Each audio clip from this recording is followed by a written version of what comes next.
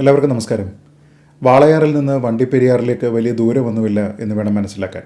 ഫിസിക്കലായിട്ടുള്ള distance അല്ല, നേരെ മറിച്ച് ഈ രണ്ട് സ്ഥലങ്ങളിലുമുള്ള പെൺകുട്ടികൾക്ക്, ചെറിയ കുട്ടികൾക്ക് നീതി വാങ്ങിക്കൊടുക്കുന്നതിൽ സർക്കാർ സംവിധാനം എത്രത്തോളം പരാജയപ്പെടുന്നു എന്നുള്ളതിൻ്റെ താരതമ്യമാണ്.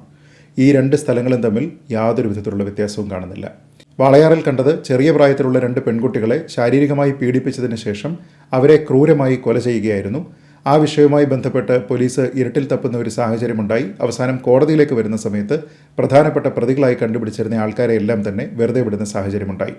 ഉന്നത രാഷ്ട്രീയ സ്വാധീനമാണ് എന്ന രീതിയിലുള്ള ആക്ഷേപങ്ങളൊക്കെ തന്നെ അന്നേ ഉണ്ടായിരുന്നതാണ്.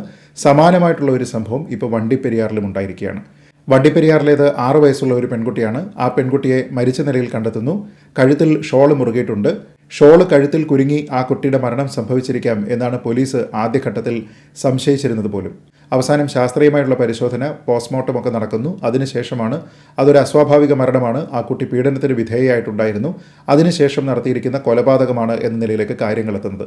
പോലീസ് അധികം വൈകാതെ തന്നെ പ്രതിയിലേക്ക് എത്തുന്നു. അതിനുശേഷം പോലീസ് തന്നെ പറയുന്നത് ഏതാണ്ട് 3 വയസ്സുള്ളപ്പോൾ മുതൽ ആ കുട്ടി പീഡനത്തിന് ഇരയാകുന്നുണ്ട്. അങ്ങനെ മാതാപിതാക്കൾ ജോലിക്ക് പോകുന്ന സമയത്ത് ഈ പെൺകുട്ടി പീഡനത്തിന് ഇരയായതാണ്. ആ കുട്ടിക്ക് ബോധം നഷ്ടപ്പെട്ടപ്പോൾ അതിനെ കൊലപ്പെടുത്തുകയായിരുന്നു എന്നാണ് പോലീസ് പറഞ്ഞത്, പ്രോസിക്യൂഷൻ പറഞ്ഞത്.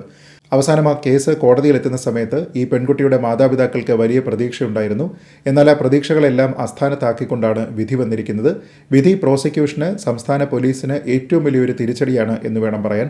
കാരണം ഇതൊരു പീഡന കേസാണ്. പീഡന കേസിൽ എങ്ങനെയാണ് തെളിവ് ശേഖരിക്കുന്നത് എന്നതിനെപ്പറ്റി പോലീസിനെന്നല്ല, നമ്മുടെ നാട്ടിലുള്ള സാധാരണക്കാരായിട്ടുള്ള ആൾക്കാർക്ക് വരെ അറിയാം. അപ്പോൾ വളരെ കൃത്യമായ തെളിവുകൾ ഹാജരാക്കിയതിന് ശേഷം അനുകൂലമായിട്ടുള്ള വിധി സമ്പാദിക്കാനുള്ള എല്ലാ സാഹചര്യങ്ങളും ഉണ്ടായിരുന്ന ഒരു കേസിലാണ് ഇപ്പോൾ പ്രതികൂലമായിട്ടുള്ള ഒരു വിധി പ്രോസിക്യൂഷന്, കേരള പോലീസിന് ഒക്കെ കിട്ടിയിരിക്കുന്നത്.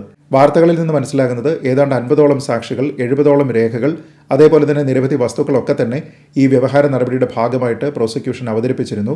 എന്നാൽ ഈ പ്രതിയാണ്, അറസ്റ്റ് ചെയ്യപ്പെട്ട പ്രതിയാണ് കുറ്റവാളി എന്ന് സ്ഥാപിക്കുന്നതിന് വേണ്ടിയിട്ട് പ്രോസിക്യൂഷന് സാധിച്ചിട്ടില്ല എന്നുള്ള കാരണത്താലാണ് അയാളെ വെറുതെ വിടാനായിട്ട് തീരുമാനിച്ചിരിക്കുന്നത്. നമ്മളിവിടെ ഒന്ന് ആലോചിച്ച് നോക്കിക്കഴിഞ്ഞാൽ പീഡനമാണ്, മൈനറിൻ്റെ പീഡനമാണ്, കൊലപാതകമാണ്.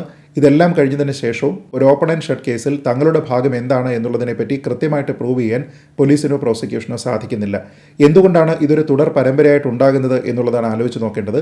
കേരളത്തിൽ വളരെ വിവാദമായിട്ടുള്ള നിരവധി വിഷയങ്ങൾ ഉണ്ടായിട്ടുണ്ട്. കവിയൂർ കേസ് ഉണ്ടായിട്ടുണ്ട്, കിളിരൂർ കേസ് ഉണ്ടായിട്ടുണ്ട്, നേരത്തെ പറഞ്ഞതുപോലെ വാളയാർ കേസ് ഉണ്ടായിട്ടുണ്ട്, ഇപ്പോൾ വണ്ടിപ്പെരിയാർ കേസും ഉണ്ടായിട്ടുണ്ട്. ഇതിൽ പല കേസുകളും വളരെ വലിയ രീതിയിൽ രാഷ്ട്രീയമായി ചർച്ച ചെയ്യപ്പെട്ട കേസുകളാണ്.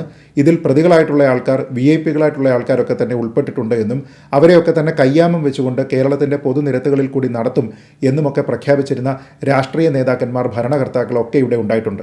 എന്നിട്ടും അവസാനം നമ്മുടെ നാട്ടിലെ പെൺകുട്ടികളുടെ സുരക്ഷ, സംരക്ഷണം തുടങ്ങിയ കാര്യങ്ങളെല്ലാം തന്നെ സംസ്ഥാന സർക്കാരിന് PR ചെയ്യാനുള്ള വെറും ഉപാധികൾ എന്നതിനപ്പുറത്തേക്ക് വളർന്നിട്ടില്ല എന്നുള്ളതാണ് വാസ്തവം. നമ്മുടെ നാട്ടിലെ പെൺകുട്ടികൾക്ക് ആത്മവിശ്വാസത്തോടുകൂടി ജീവിക്കാൻ കഴിഞ്ഞ 5 വർഷങ്ങളെന്ന് പരസ്യം ചെയ്തിരുന്നതാണ് ഒന്നാം പിണറായി സർക്കാരിൻ്റെ കാലം. 2021 ഈ കേസിന് ആസ്പദമായിട്ടുള്ള സംഭവം നടക്കുന്നത്. 2.5 വർഷത്തിനകം ഈ കേസിൽ വിധി പറയുകയും ചെയ്തിരിക്കുന്നു. ഈ വിധിക്ക് മുകളിലേക്ക് ഇനി അപ്പീലിന് പോകും എന്നൊക്കെയാണ് വാദിഭാഗം പറയുന്നത് എങ്കിലും പ്രതിഭാഗം പറയുന്നത് നേരത്തെ ഫ്രെയിം ചെയ്യപ്പെട്ടിരുന്നതാണ് പ്രതി, അതുകൊണ്ട് തന്നെ ഈ കേസിലെ ശരിയായിട്ടുള്ള പ്രതികൾ ആരാണ് എന്നതുമായി ബന്ധപ്പെട്ടുള്ള അന്വേഷണം നടക്കണം എന്നാണ്. എനിക്കിപ്പോഴും മനസ്സിലാകാത്തത്, വലിയ ബുദ്ധിമുട്ടൊന്നുമില്ലാതെ തന്നെ അന്വേഷണം പൂർത്തിയാക്കാൻ കഴിയുമായിരുന്ന ഒരു കേസിൽ എന്തുകൊണ്ടാണ് പ്രോസിക്യൂഷന് അനുകൂലമായിട്ടുള്ള വിധി സമ്പാദിക്കാനായിട്ട് കഴിയാത്തത്? ഇനി പ്രതിസ്ഥാനത്തുള്ള ആളെ ഇവർ ഫ്രെയിം ചെയ്തതാണോ? അങ്ങനെയാണെങ്കിൽ ആരാണ് യഥാർത്ഥ പ്രതി? തുടങ്ങിയ കുറേയധികം ചോദ്യങ്ങൾ അവശേഷിക്കുന്നുണ്ട്. കാരണം ഈ കുട്ടി ആത്മഹത്യ ചെയ്തതല്ല, അത് പീഡനത്തിന് വിധേയയായിട്ടുണ്ട്. അതുകൊണ്ട് തന്നെ അതിൻ്റെ ജീവൻ ആരാണ് കവർന്നത് എന്നതിനെപ്പറ്റി അറിയാനുള്ള അവകാശം ആ കുട്ടിയുടെ മാതാപിതാക്കൾക്കുണ്ട്, ഈ പൊതുസമൂഹത്തിനുണ്ട്.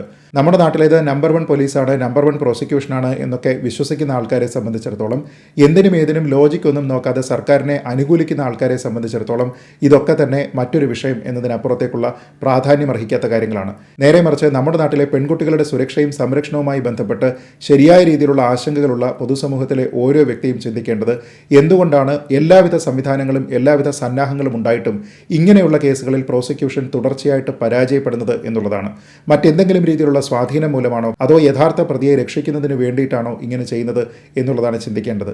ഇതിൽ തന്നെ പല ആൾക്കാരും, ആ പെൺകുട്ടിയുടെ കുടുംബത്തിലുള്ള ആൾക്കാർ ഉൾപ്പെടെ കോടതിയോട്, ആ വിധി പ്രസ്താവം നടത്തിയിരിക്കുന്ന ജഡ്ജിനോട് ഒക്കെ തന്നെ ക്ഷോഭിച്ച് സംസാരിച്ചതായിട്ട് കണ്ടു. പക്ഷേ അങ്ങനെ എന്തെങ്കിലും ചെയ്തതുകൊണ്ട് സത്യത്തിൽ കാര്യമുണ്ടോ എന്ന് തോന്നുന്നില്ല. കാരണം കോടതിയെ സംബന്ധിച്ചിടത്തോളം തീരുമാനമെടുക്കുന്നത്, കോടതിക്ക് മുന്നിൽ ഹാജരാക്കപ്പെടുന്ന രേഖകളുടെ, തെളിവുകളുടെ, സാക്ഷിമൊഴികളുടെ, സാഹചര്യങ്ങളുടെ ഒക്കെ മെറിറ്റിലെ വിശ്വാസ്യത കൊണ്ടാണ്.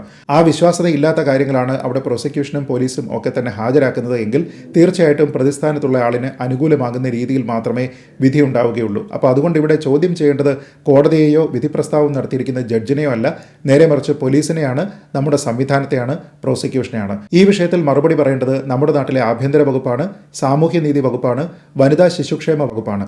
വിധിയോട് യോജിക്കുന്നില്ല, അതുകൊണ്ട് തന്നെ അപ്പീലിന് പോകും എന്ന് പറയുന്നതിനപ്പുറത്തേക്ക് എന്തുകൊണ്ടാണ് നിങ്ങൾ ഹാജരാക്കിയ പ്രതിക്ക് മേൽ ഈ കുറ്റം ചുമത്തി അത് സ്ഥാപിക്കാനായിട്ട് സാധിക്കാതെ വന്നത് എന്നുള്ളതിനെപ്പറ്റി മറുപടി പറയാൻ ഇവരാരെങ്കിലും തന്നെ തയ്യാറാകുമെന്ന് എനിക്ക് തോന്നുന്നില്ല.